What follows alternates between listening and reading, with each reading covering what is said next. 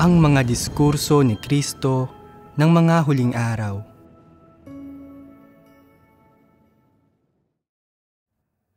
Ang pananalig sa Diyos ay dapat magsimula sa pagkakilati sa masasamang kalakaran ng mundo. Bagamat may ilang kabataan na nananampalataya sa Diyos, napakahirap para sa kanila na alisin ang masasamang kagawian ng pagkamahiliging maglaro ng mga computer game. Anong uri ng mga bagay ang karaniwang nauugnay sa computer games? Naglalaman ang mga ito ng napakaraming karahasan. Ang gaming, ito ay lugar ng dyablo. Para sa karamihan, pagkatapos maglaro ng games na ito sa loob ng mahabang panahon, hindi na sila nakagagawa ng anumang tunay na gawain. Hindi na nila nais na pumasok sa paaralan o magtrabaho o mag-isip tungkol sa kanilang kinabukasan. Mas lalong hindi na nila pinag-iisipan ang kanilang mga buhay. Anong mga bagay ang pumupuno sa puso ng mga kabataan ngayon sa lipunan? Bukod sa pagkain, pag-inom at pagsasaya, ang puso nila ay puno ng paglalaro ng games. Kakatwa at hindi makatao ang lahat ng sinasabi at iniisip nila. Maging ang mga salitang marumi o masama ay hindi na magamit ninuman upang ilarawan ang mga bagay na iniisip nila. Hindi iyon mga bagay na dapat taglayin ng mga may normal na pagkatao. Lahat iyon ay kakatwa at hindi makataong bagay. Kung magsasalita ka tungkol sa mga usapin o paksa na may kinalaman sa normal na pagkatao, hindi nila kayang marinig ang tungkol dito. Hindi sila interesado o hindi handang makinig at masusuklam pa nga sila sa iyo.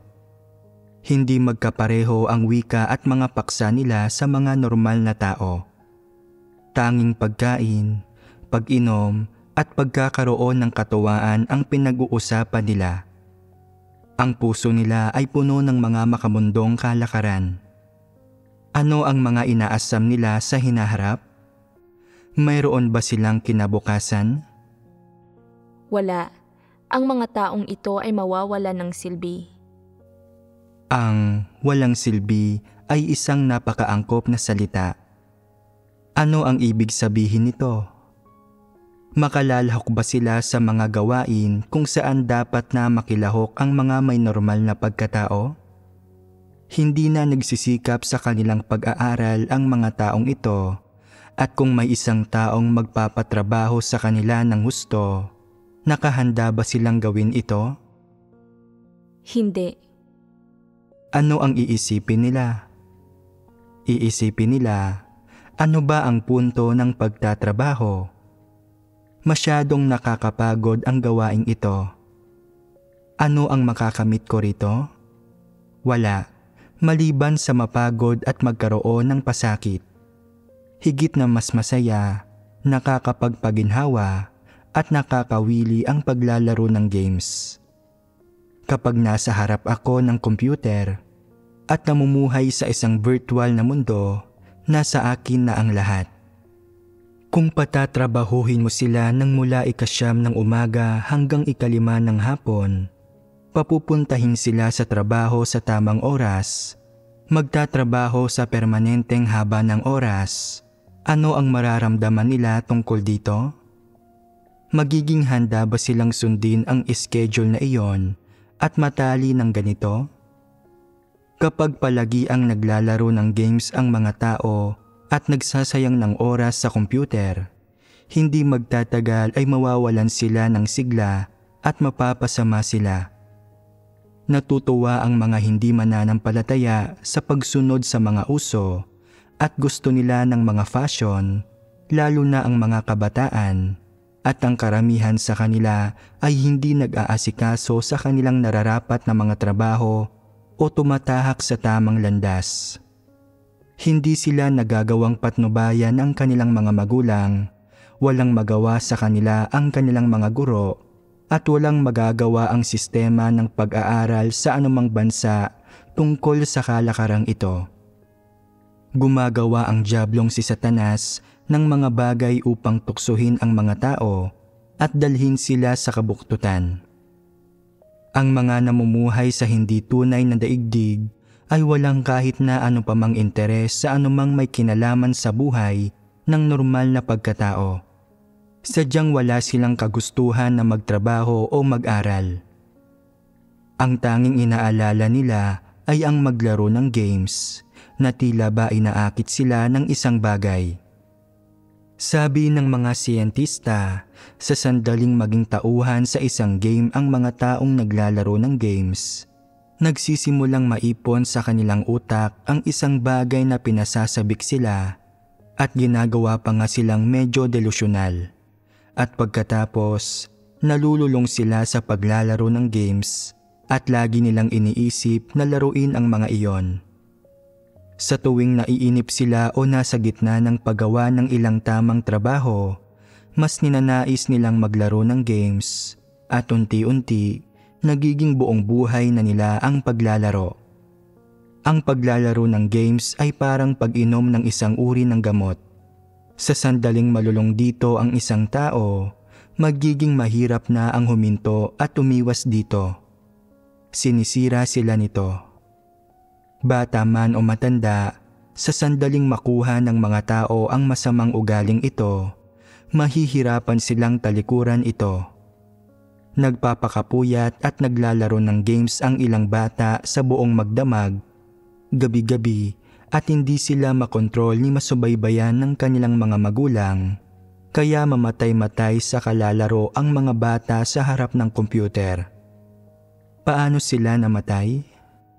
Ayon sa siyentipikong ebidensya, nasira ang kanilang utak. Nasobrahan sila sa paglalaro. Masasabi mo ba na ang paglalaro ng games ay isang bagay na dapat gawin ng mga normal na tao? Kung kailangan ito para sa normal na pagkatao ng mga tao, kung ito ang tamang landas, bakit hindi nagagawa ng mga tao na bitawan ito? Paano sila nagagawang mabighani nito sa ganitong antas? Ang isang bagay na pinatutunayan nito ay na hindi isang mabuting landas ang paglalaro ng games. Ang paggugol ng buong araw ng nakatutok sa internet, pagsusurf online sa kung ano-ano, panonood ng mga nakasasamang bagay, at paglalaro ng games. Ang paglalaro ng gayong mga bagay buong araw ay magpapababa lang sa mga tao sa mga walang kabuluhang bagay at makakasakit at makakapinsala sa mga tao. Wala sa mga ito ang tamang landas na. Sa panahon ngayon, ang mga teenager, kabataan, at maging ang mga nasa katamtamang gulang at matatanda ay naglalaro lahat ng mga video game. Parami ng parami ang mga taong naglalaro ng mga ito. Bagamat alam ng karamihan sa mga tao na hindi ito mabuti, hindi nila mapigilan ang sarili nila. Ang gaming na ito ay nakapipinsala sa mga nakababatang henerasyon at nakapinsala na ito sa napakaraming tao. At paano ba nagkaroon ng games? Hindi ba't galing ang mga ito kay Satanas? May ilang kakatuwang uri ng tao na nagsasabing ang mga video game ay simbolo ng modernong siyentipikong pag-unlad. Mga tagumpay ng siyensya ang mga ito. At anong klaseng paliwanag ito? Nakasusuklam ito. Hindi mabuting landas ang gaming at hindi ito ang tamang landas. Ang gaming na ito ay hindi lamang isang usapin ng pagsunod sa mga kalakaran ng lipunan, maging ang mga hindi mananampalataya ay nagsasabi na ang gaming ay pumapatay sa pagkakaroon ng layon. Kung hindi mo kayang itigil ang isang bagay na kasing simple nito, kung hindi mo makontrol ang iyong sarili sa bagay na ito, nanganganib ka. Sa panahon ngayon, karaniwan na sa mga tao ang maglaro ng mga video game at magdroga, bata man sila o matanda, at ang buong mundo ay ganito. Gaano katagal ka mang nananalig sa Diyos kung hindi mo man lang makontrol ang isang bagay tulad ng paglalaro ng mga video game, Kung gayon, balang araw, kapag naramdaman mo na ang pananampalataya sa Diyos ay walang saysay, nakakainip at nakakabagot, hindi ka ba magsisimulang magdroga at mag-eksperimento sa lahat ng uri ng stimulant tulad ng ginagawa ng mga hindi mananampalataya? Lubhang mapanganib ito. Maaaring nananalig ka sa Diyos pero wala kang pundasyon at hindi mo pa nakamit ang katotohanan, kaya ganap ka pa ring nanganganib na pagtaksilan siya. Maaaring magkamali ka sa anumang bagay na nangyayari sa iyo. Napakaraming tukso sa masamang mundong ito at ginagamit ni Satanas ang lahat ng paraan para akitin ang mga nananalig sa Diyos, ngunit hindi naghahangad sa katotohanan. Kung hindi ka regular na kumakain at umiinom ng mga salita ng Diyos at kadalasang hungkag ang iyong puso at isipan, kung gayon, lubha kang nanganganib. Madalas bang hungkag ang puso mo? Madalas na hungkag ang puso ng mga kabataan. Lubhang mapanganib na hayaan ang problemang ito nang hindi nalulutas. Sapagkat nananalig ka sa Diyos, dapat kang magbasa ng higit pa niyang mga salita at kapag nagawa mong tanggapin ang ilan sa katotohanan, magiging oras ito ng pagbabago at matatakasan mo ang mapanganib na panahong ito at makakapanindigan ka sa iglesia. Parami ng parami ang mga kabataang sumasapi sa sambahayan ng Diyos at marami-rami sa kanila ang nasa 20 anyos. Sila ay nasa pinakahinog na bahagi ng kanilang buhay. Hindi pa nila natutukoy ang mga layo nila sa buhay. Wala silang mga mithiin at hindi pa nila nauunawaan kung ano ang buhay. At ano ang makikita sa mga taong ito? Mayroon akong 2 pahayag para sa inyo. Sobrang tiwala ng mga kabataan sa sarili at walang pagkakilala. At bakit ko sinasabi iyon? Talakayin muna natin ang ibig sabihin ng sobrang tiwala ng mga kabataan sa sarili. Kaya ba ninyong ipaliwanag kung ano ang sobrang tiwala ng mga kabataan sa sarili? Anong uri ng disposisyon ito? Anong uri ang mga ipinamamalas nito? Ito ay kapag iniisip ng mga tao na ang anumang gusto nila ay siyang pinakamainam, na anumang iniisip nila ay tama at ayaw nilang makinig kanino man. Sa madaling salita, ang uring ito ng disposisyon ay mayabang. Ito ang tipikal na disposisyon ng mga taong nasa ganitong edad. Anuman ang sitwasyon ng kanilang pamumuhay o pinanggalingan, o anumang henerasyon sila nagmumula, lahat ng nasa ganitong edad ay may sobrang tiwala sa sarili. At bakit ko sinasabi ito? Hindi naman sa may pagkiling ako sa kanila o mababa ang tingin ko sa kanila. Bagkus, ito ay dahil ang mga taong nasa ganitong edad ay nagkikimkim ng isang uri ng disposisyon. Ito ay ang sobrang mayabang, walang kabuluhan, at mapagmataas na disposisyon. Dahil wala silang gaanong karanasan sa mundo at napakakaunti ng nauunawaan nila sa buhay, sa sandaling makaranas sila ng ilang bagay sa mundo o sa buhay, iisipin nilang, nauunawaan ko, napag-isipan ko na, alam ko na ang lahat ngayon.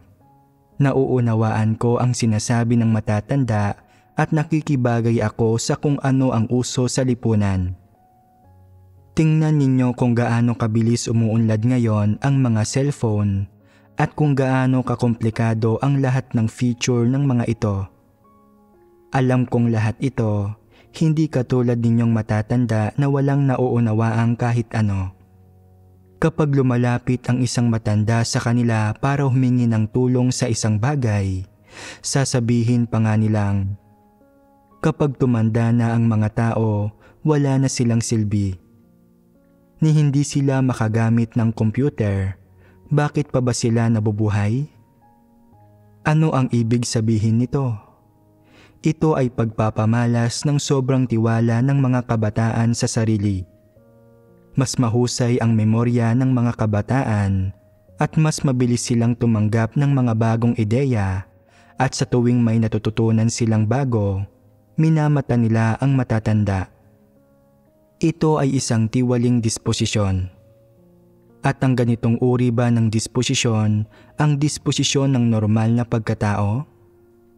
Maituturing ba itong pagpapamalas ng normal na pagkatao? Hindi. Ito ang dahilan kaya ito tinatawag na sobrang tiwala ng mga kabataan sa sarili. Kung gayon, bakit ito tinatawag na sobrang tiwala sa sarili at hindi kayabangan? Dahil ito ay isang disposisyong natatangi sa mga kabataan. Natututo sila ng isang maliit na bagay at nagiging mayabang na sila. Hindi nila alam ang kanilang lugar sa sansinukob at itinuturing nila ang bagay na natutunan nila bilang puhunan. Ang lahat ng tao ay kagaya nito kapag bata pa sila, hanggang sa mas tumanda sila ng kaunti, mas nakauunawa ng kaunti, at nakararanas ng mas marami pang tagumpay at kabiguan sa buhay. Pagkatapos ay nagiging mas nasa hustong gulang na sila at mas matatag, at mas gusto na nilang umasal sa mas mapagkumbabang paraan. Hindi na sila nagmamalaki kapag may natututunan silang gawin, at hindi na sumasama ang loob nila kapag may isang bagay silang hindi kayang gawin. Masyadong may labis na pagtingin sa sarili ang mga kabataan. Tuwing may natututunan silang gawin, kailangan nilang ipagmayabang iyon at nakararamdam sila ng pagmamalaki. Kung minsan, kapag nananabik sila, nagsisimula silang mag-isip na nahigitan na nila ang lahat ng iba pa, na maliit ang mundo para sa kanila, at nangangarap sila na sana ay makatira na lang sila sa ibang planeta. Ito ay sobrang tiwala sa sarili. Ang sobrang tiwala ng mga kabataan sa sarili ay pangunahing nakikita sa pagiging mangmang ng isang tao sa kanyang lugar sa sansinukob at sa kung ano ang kailangan ng mga tao at anong landas ang dapat nilang sundin sa buhay, anong mga kondisyon ang mapanganib na ipamuhay, at ano ang dapat na ginagawa nila. Tulad ito ng madalas sabihin ng mga tao, wala silang pagkakilala at walang alam tungkol sa buhay. Ang mga taong nasa ganitong edad ay may ganitong disposisyon ng sobrang tiwala sa sarili, kaya ipinamamalas nila ang mga bagay na ito. May mga kabataang nag-iisip na ang lahat ng tao ay mas mababa sa kanila, at kapag may sinabi kang isang bagay na hindi nila gusto, hindi ka na lamang nila papansinin. Mahirap maintindihan ng mga magulang ang iniisip ng mga kabataan. Isang maling salita at nag-aalboroto na sila at pagalit na umaalis. Mahirap makipag-usap sa kanila. Bakit kaya nahihirapan ang mga magulang ngayon na pangasiwaan at turuan ang kanilang mga anak? Hindi ito dahil sa hindi gaanong nakapag-aral ang mga magulang at hindi nauunawaan ang nasa isip ng mga kabataan. Ito ay dahil naging hindi na normal ang pag-iisip ng mga kabataan. Mahal ng lahat ng kabataan ang mga makamundong kalakaran at bihag sila ng mga ito. Lahat sila ay mga biktimang isasakripisyo kay Satanas. Masyadong mabilis silang nagiging masama at nahihirapan silang malaman ito. Iyon ang dahilan kung bakit hindi madaling maging magulang. May ilang magulang pa nga na nag-aabalang matuto ng child psychology upang maturuan ang kanilang mga anak. Maraming bata sa panahon ngayon ang nagdurusa ng mga kakaibang sakit tulad ng autism at depression, kaya mahirap silang pangasiwaan. Walang landas o malinaw na paliwanag ang mga tao para sa mga problemang ito, at nakaimbento ang mga intelektual sa mga paaralan at lipunan ng mga pariralang tulad ng suwail na mentalidad o panahon ng pagkasuwail. Bakit walang ganitong mga termino sa mga naunang henerasyon? Malaki ang iniunlad ng siyensya ngayon at naglabasan na ang lahat ng uri ng kakaibang parirala. Pasama ng pasama ang sangkatauhang ito at unti-unting nawawala ang mga bagay ng normal na pagkatao. Hindi ba't dulot ito ng masasamang kalakaran sa lipunan? Kaya, ang dahilan kung bakit nakauupo kayong mga kabataan dito ngayon nang may taos-pusong pagnanais na marinig akong magsalita, nakikinig sa akin na magbahagi ng ganito, ay hindi dahil sa magaling ang sinuman sa inyo at handang piliin ang landas ng paghahangad sa katotohanan. Ito ay dahil sa biyaya ng Diyos. Ito ay dahil hindi kayo ipinasa ng Diyos sa mundo o kay Satanas. Nakikita mo ang mga kabataang iyon sa lipunan na hindi nananampalataya sa Diyos kahit sino pa man ang nagsisikap na hikayatin sila. Walang magiging silbi kahit kausapin ko sila. Iyon ba ay pagiging sobrang tiwala lamang ng mga kabataan sa sarili? Anong klaseng mga tao ba sila? Kung wala silang konsensya o katinuan, sila ay walang iba kundi mga hayop at dyablo.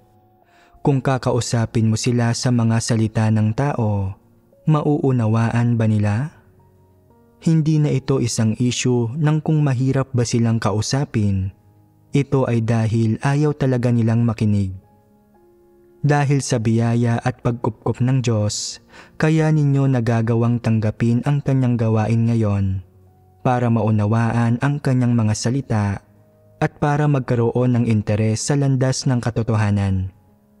Kaya, dapat ninyong pahalagahan ang pagkakataong ito na gampanan ang inyong tungkulin at magsumikap na matatag na magtanim ng pundasyon sa inyong pananampalataya sa Diyos sa panahong ito.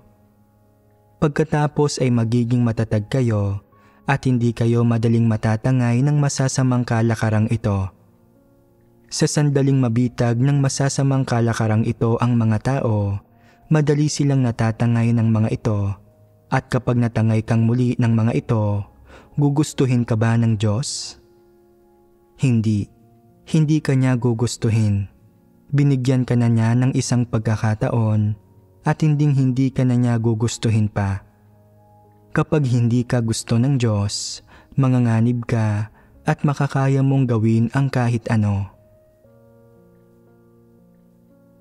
Ngayong natalakay na natin ang sobrang tiwala ng mga kabataan sa sarili, pag-usapan natin ang walang pagkakilala.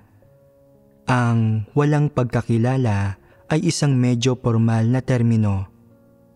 Ipaliwanag mo ang literal na kahulugan nito. Ito ay kapag hindi matukoy ng isang tao ang mabuti sa masama at inaakala niya na ang itinuturing niyang mabuti ay magiging mabuti palagi at ang itinuturing niyang masama ay magiging masama palagi at paano man ipaliwanag ang mga bagay-bagay sa kanya, hindi siya makikinig. Ito ay kapag hindi alam ng isang tao ang tama sa mali at wala siyang pagkakilala. Tinatayang iyon ang literal na kahulugan nito. Ang hindi matukoy ang tama sa mali at hindi alam kung aling mga bagay ang positibo at alin ang negatibo. Dahil sa sobra nilang tiwala sa sarili, hindi siya natatabla ng anumang sabihin ng mga tao. Iniisip niya na mali ang anumang sinasabi ng iba at ang sinasabi ko ang tama. Walang sino mang dapat magsabi sa akin kung ano ang mga nangyayari. Hindi ako makikinig sa kanila. Magmamatigas talaga ako at patuloy akong magmamatigas at igigiit ko ang aking mga ideya kahit mali pa ako. Ito ang uri ng disposisyon na taglay niya. Wala siyang pagkakilala. Sa panlabas, kaya niyang maglitanya ng sunod-sunod na mga doktrina at kaya niyang talakayin ang mga iyon ng mas malinaw at mas nauunawaan kaysa sa sinumang iba pa. Kaya bakit palagi siyang naguguluhan at nalilito kapag oras na para kumilos? Alam na alam niya kung ano ang tama, ngunit ayaw talaga niyang makinig.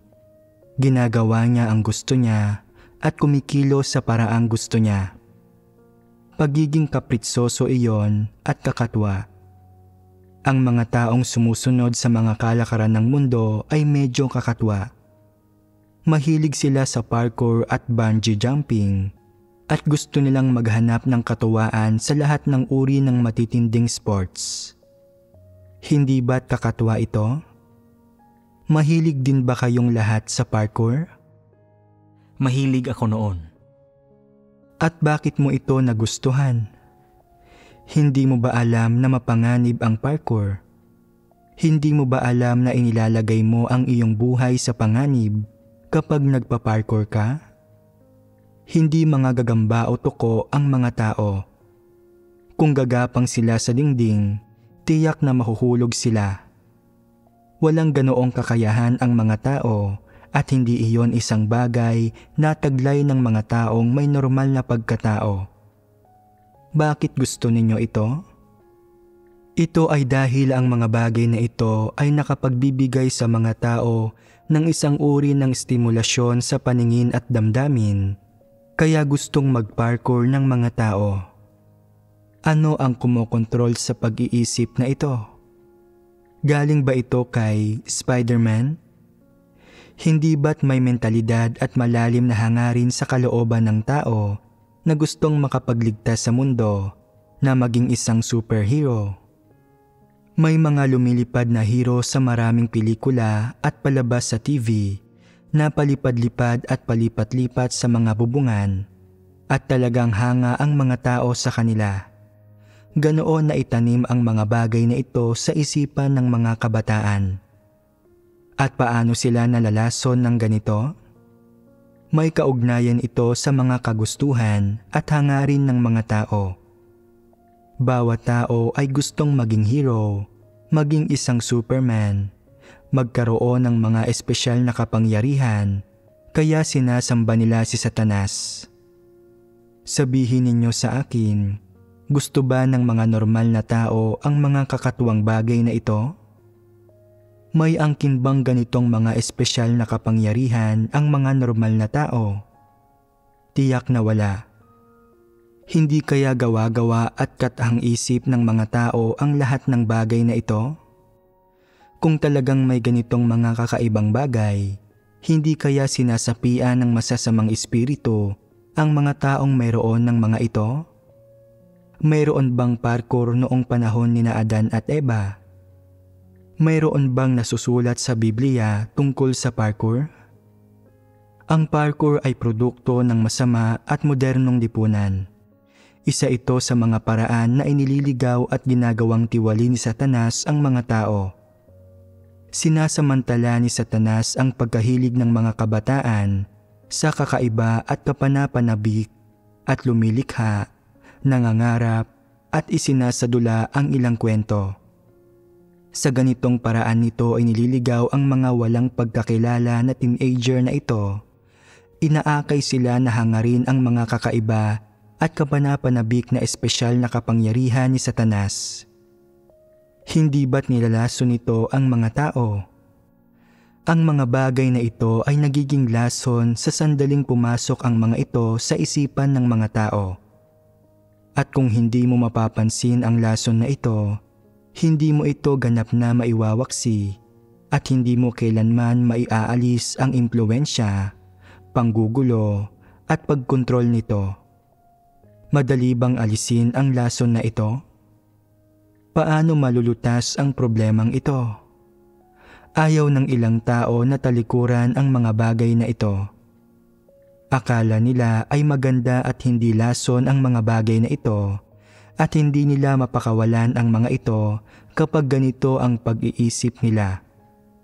Sa makatuwid, para hindi ka mahulog sa mga tukso ni Satanas, kailangan mong gawin ang iyong makakaya para maiwasan ang bagay na maaaring makasira sa puso mo at lumason sa iyo habang mababa pa ang tayog mo dahil wala kang pagkakilala at hangal ka pa rin at sobra ang tiwala mo sa sarili. Hindi mo pa nasangkapan ang iyong sarili ng sapat na mga positibong bagay at wala kang taglay na anumang katotohanang realidad. Sa pagsasalita ng may pananampalataya, wala kang buhay at tayog. Ang tanging mayroon ka ay kaunting kahandaan, isang kagustuhang manalig sa Diyos. Iniisip mo na ang pananalig sa Diyos ay mabuti, na ito ang tamang landas na dapat tahakin at ang paraan para maging isang mabuting tao, subalit nagninilay-nilay ka. Hindi ako masamang tao na kabilang sa mga hindi nananalig. Gusto ko ng parkour pero wala akong nagawang mali. Mabuting tao pa rin ako. Naaayon ba ito sa katotohanan? Palagay mo ba wala kang tiwaling disposisyon dahil lamang sa wala ka pang nagawang mali? Namumuhay ka sa gitna ng masasamang kalakaran. Sapat na iyon para ipakita na ang puso mo ay puno ng masasamang bagay. Sabihin mo sa akin, naiimpluwensyahan bang masyado ang isang tao ng kanyang kapaligiran? Ginagampanan mo ang iyong tungkulin sa iglesia ngayon. Iyon ang kapaligirang kinaroroonan mo. Kasama mo ang iyong mga kapatid araw-araw at napapaligiran ka ng mga taong nananalig sa Diyos at matatag ka rin sa iyong pananampalataya sa Diyos. Kung isasama ka sa mga hindi mananampalataya, kung patitirahin ka kasama nila, nasa puso mo pa rin kaya ang Diyos? Kung makikipag-ugnayan ka sa kanila o mamumuhay ng kasama sila, hindi mo ba susundin ang mga kalakaran gaya ng ginagawa nila? Sinasabi ng ilan, ayos lang, binabantayan at pinoprotektahan ako ng Diyos, kaya hindi ako tatahak sa landas na iyon. Maglalakas loob ka bang ipangako iyon? Basta't mahal at hangad mo ang mga bagay na ito, may kakayahan kang kusang sumunod sa mga kalakaran. Kahit malaman mo sa puso mo na mali iyon, kaswal mo lamang sasabihin sa sarili mo, patawarin mo ako, Diyos ko, nagkamali ako. Sa paglipas ng panahon, wala ka na talagang maramdamang pagkakonsensya o ano paman at magninilay-nilay ka. Nasaan na ba ang Diyos? Bakit hindi ko pa siya nakikita? Palagi kang magdududa sa Diyos at maglalaho ang dati mong pananampalataya ng paunti-unti.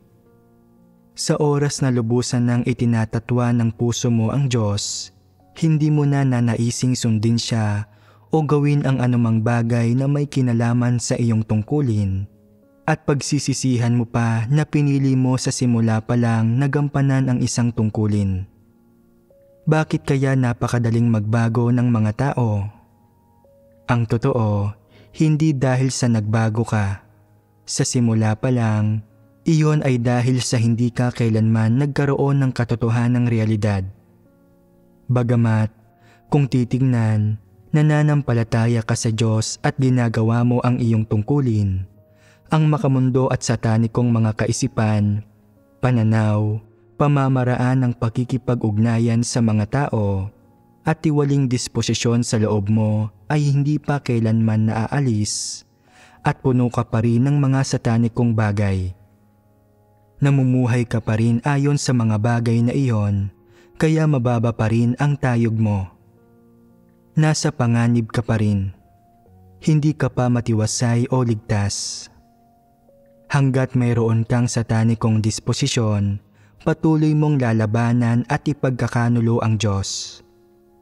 Para malutas ang problemang ito, kailangan mo munang maunawaan kung aling mga bagay ang masama at kay Satanas, paano nakapipinsala ang mga ito, bakit ginagawa ni Satanas ang mga bagay na ito, anong uri ng mga lason ang nararanasan ng mga tao kapag tinatanggap nila ang mga ito, at ano ang kahahantungan ng mga taong iyon, pati na rin kung magiging anong uri ng tao ang hinihingi ng Diyos sa mga tao, anong mga bagay ang may normal na pagkatao, anong mga bagay ang positibo at anong mga bagay ang negatibo. Magkakaroon ka lamang ng landas kung mayroon kang pagkakilala at malinaw mong nakikita ang mga bagay na ito. Bukod dito, sa positibong aspeto, kailangan mo ring maagap na gampanan ang iyong tungkulin habang iniaalay ang iyong sinseridad at debosyon. Huwag maging tuso o tamad, huwag harapin ang iyong tungkulin o ang ipinagkatiwala sa iyo ng Diyos mula sa perspektibo ng mga hindi mananampalataya o gamit ang mga filosofiya ni Satanas. Kailangan mong kumain at uminom ng marami pang salita ng Diyos, hangaring maunawaan ang lahat ng aspeto ng katotohanan at malinaw na maunawaan ang kabuluhan ng pagsasagawa ng tungkulin, at pagkatapos ay magsagawa at pumasok sa lahat ng aspeto ng katotohanan habang ginagawa mo ang iyong tungkulin, at unti-unting makilala ang Diyos, ang kanyang gawain at ang kanyang disposisyon. Sa ganitong paraan, nang hindi mo namamalayan, magbabago ang iyong panloob na kalagayan, magkakaroon ng mas positibo at aktibong mga bagay sa loob mo, at mababawasan ang negatibo at pasibong mga bagay, at ang kakayahan mong makakilala sa mga bagay-bagay ay magiging mas mahusay kaysa dati. Kapag umabot sa ganito ang iyong tayog, magkakaroon ka ng pagkakilala sa lahat ng uri ng tao, usapin at bagay sa mundong ito, at mauunawaan mo ang diwa ng mga problema. Kung makakapanood ka ng pelikulang gawa ng mga hindi mananampalataya, matutukoy mo kung anong mga lason ang maaaring maranasan ng mga tao pagkatapos mo itong panoorin. Gayon din, kung ano ang nilalayong itanim ni Satanas sa isipan ng mga tao sa pamamagitan ng mga kaparaanan at kalakarang ito, at kung ano ang nilalayo nitong bagbagin sa mga tao. Unti-unti mong mahahalata ang mga bagay na ito. Hindi ka na malalason pagkatapos mong panoorin ang pelikula at magkakaroon ka ng pagkakilala tungkol dito, sa kakatunay na magkakaroon ng tayog. Pagkatapos manood ng ilang pelikulang superhero at pantasya, umiral ang pagnanais ng ilang kabataan. Inaasam nila na magkaroon sila ng mga pambihirang kakayahan katulad ng mga pangunahing tauhan. Hindi ba't nalalason sila ng ganito? Mapapahamak ka ba ng lasong iyon kung hindi mo pinanood ang mga pelikulang iyon? Hindi. Ano ang ibig kong sabihin dito? Ito ay namumuhay ka sa isang masamang lipunan, kaya kapag maliit ang tayog mo at wala kang pagkakilala, maaari kang pangibabawa ng mga bagay na nabibilang sa masasamang kalakaran dahil naranasan mo muna ang mga ito, at tatratuhin mo ang mga ito bilang mga positibong bagay at bilang mga normal at wastong bagay. Isang paraan ito ng paglalaso ni Satanas sa mga tao. Sabihin mo sa akin, hindi ba't masama si Satanas? Napakaraming paraan si Satanas para gawing tiwali ang mga tao. Masasabi na ang sinumang nakapanood ng ganitong mga uri ng pelikula ay may ganitong klase ng pagnanais. May isang batang nakapanood ng isang pelikulang pantasya at tumakbo-takbo siya sa kanyang bakuran, sakay ng isang walis tingting tuwing may bakanting oras siya. Noong una, hindi siya makalipad gaano man niya subukan, at pagkatapos, isang araw ay talagang nagsimula siyang lumipad. Hindi siya nakalipad ng mag-isa, may ibang pwersa sa labas ang nagpalipad sa kanya.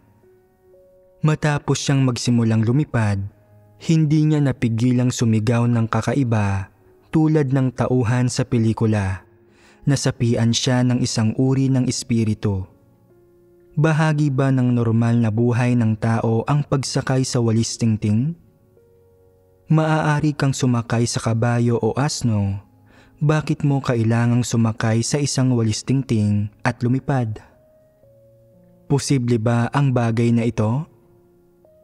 Masasabi mo kaagad na hindi ito isang bagay na ginagawa ng mga normal na tao. Hindi nakakalipad ang mga walis tingting, nakakalipad lamang ang mga ito sa tulong ng masasamang espiritu. Kaya ito ay gawain ni Satanas at ng masasamang espiritu.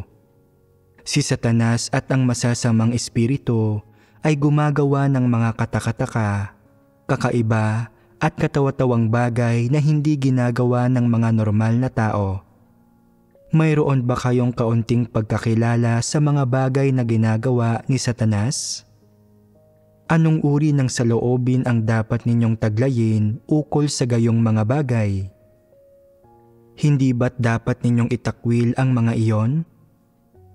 Dapat ninyong pagnilayan ang inyong sarili kapag may oras kayo na sinisiyasat kung anong mga kakaibang bagay ang nananatili sa inyong isipan.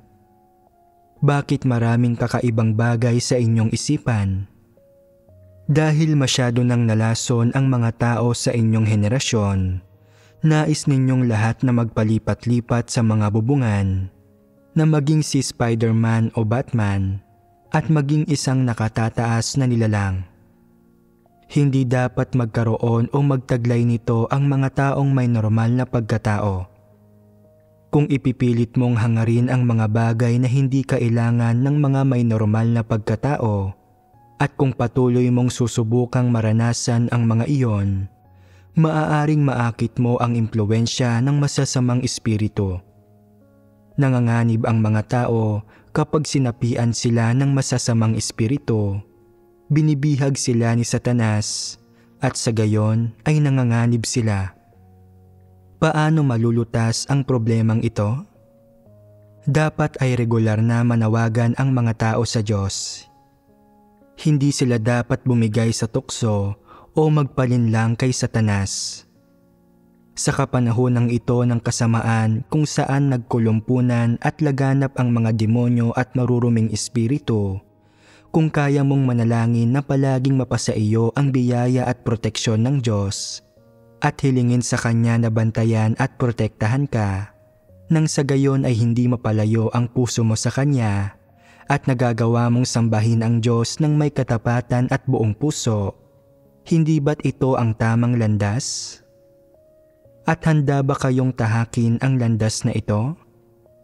Handa ba kayong mamuhay palagi sa ilalim ng pangangalaga at proteksyon ng Diyos at sa ilalim ng Kanyang disiplina, o nais ninyong mamuhay sa sarili ninyong malayang mundo? Kung dinidisiplina kayo ng Diyos, maaaring kung minsan ay magdurusa kayo ng kaunti sa pisikal. Handa ba kayong pagdaanan iyon? Oo.